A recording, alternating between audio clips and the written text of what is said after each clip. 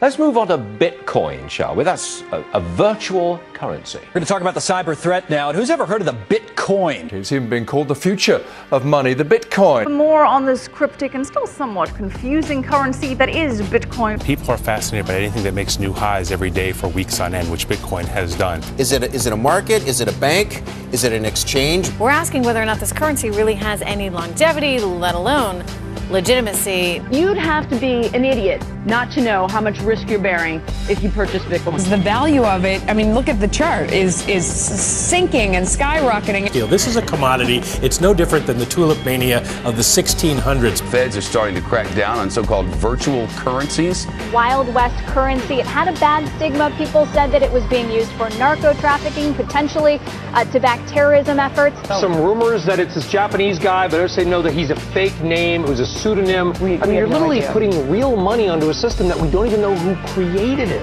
Is this legitimate in your view? It is legitimate, and it is a fascinating experiment. It's an interesting brainchild, though. It really is, for people who around the world who are upset with fiat currency. What about Silk Road and the Drug Association? What about HSBC? Billions of dollars of money laundering right there. The current scandal with Co-op.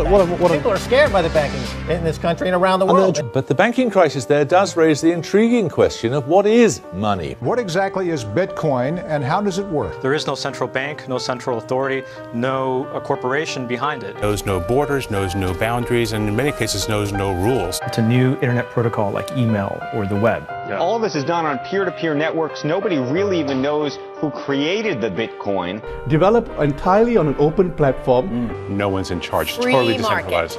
Okay, Free market. so The value of each Bitcoin hit a new high. It has, as this chart shows, been skyrocketing in value over the past 3 years. I know some people are obsessed with this and have been all over this quote-unquote phenomenon. so many people are jumping into this virtual currency. It's created so much attention. One of the biggest Bitcoin exchanges actually reported that it was having trouble technologically keeping up with all the order flow. Its unknown creator setting a finite number of the digital currency of 21 million, with only 11 million in circulation. The maximum amount of Bitcoins that can ever exist on the planet is 21 million Bitcoins. Some would argue that it is more useful as a form of money because it cannot be debased by people like Ben Bernanke or Mr. Draghi. Is no inflation because you don't run the risk of anyone printing the currency.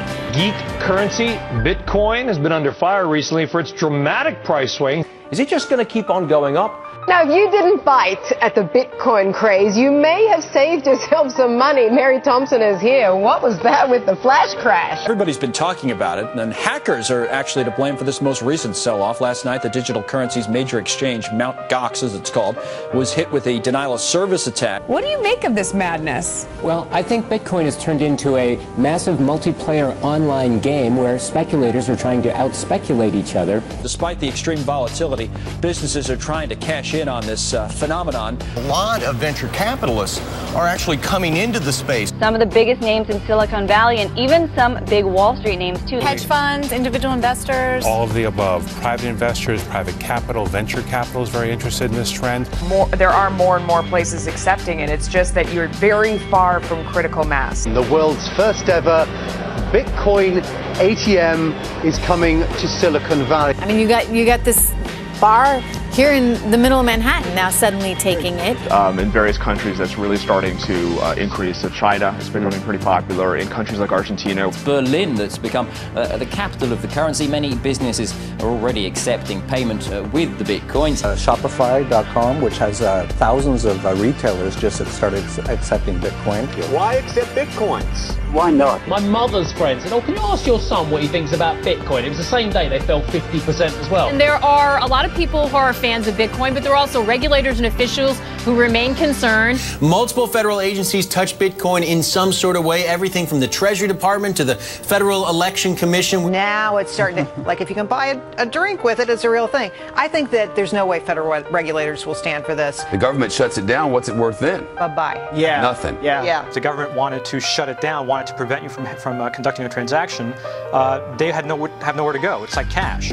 You can want to regulate it all you want, but I'm a little worried that virtual currencies, whether it's Bitcoin or the next one that pops up, isn't something that from a practical sense, you'll be able to. I mean, doesn't the government claim an utter and total and absolute monopoly on the means of exchange? Just last month, of course, the government shut down the Silk Road website, an Amazon-like marketplace for drugs, guns, other illicit goods. Gambling and other things and drugs.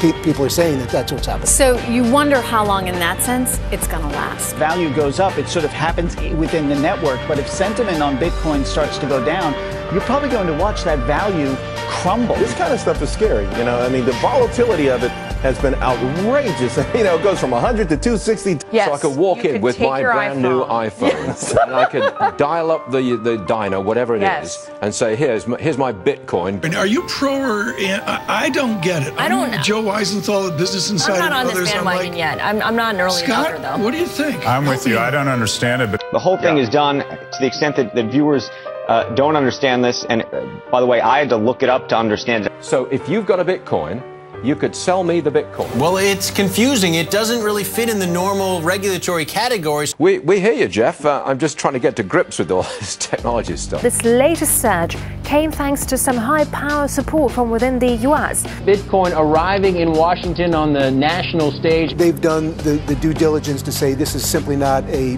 So money how do you think the laundering. regulators get around it, though?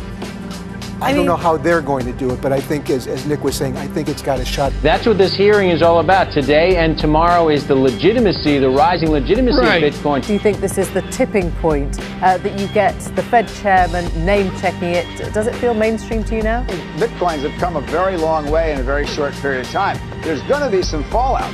Do you ever think that it has the potential to replace traditional paper currency? We are arriving at the day where something electronic can threaten traditional money. What you're talking about right now is for the next 3 to 5 years, an unbelievably better store of value. It is gold 2.0. They think bypasses governments and bypasses regulation. That says something about the climate we live in. It's a socioeconomic movement which we're going through at the moment. People have 100% complete control over their own money, and it's the first time in the entire history of the world in which something like that's existed. Cryptocurrencies, Bitcoin is the first example.